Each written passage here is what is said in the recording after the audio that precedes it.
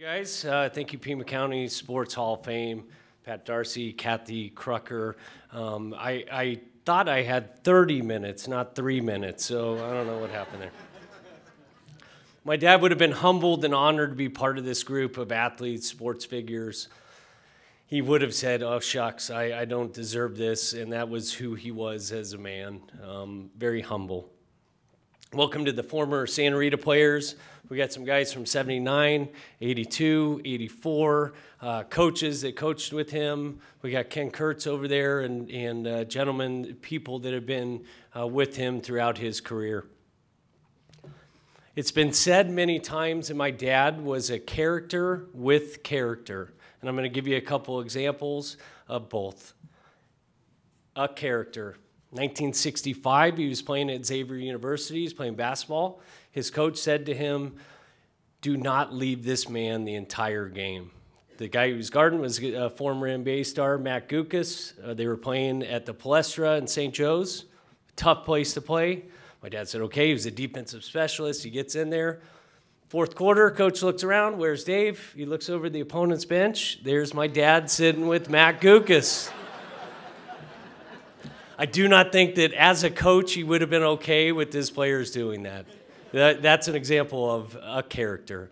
With character, he was the first guy to change a tire. He volunteered at nursing homes.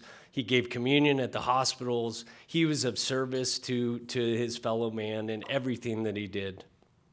He got to Tucson through baseball. He played summer league with some guys. Ken Kurtz, a former Arizona star, Eddie Leone, All-American, Eddie Southard, and they introduced him to the small town of Tucson. He got here in 1970. He started coaching at Santa Rita High School, had some great teams.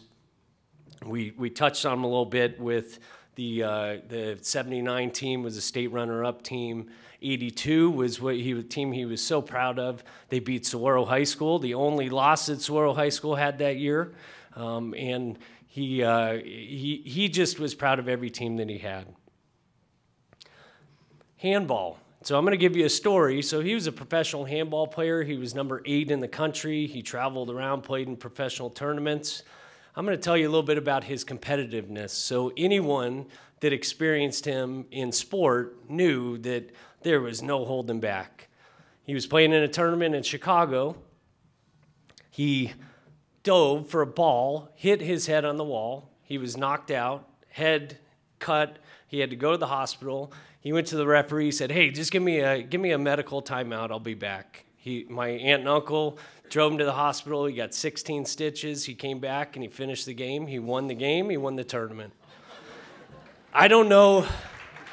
There was no 95% of what Dave Lynch did. It was 110%, and that was with everything. That was in his faith.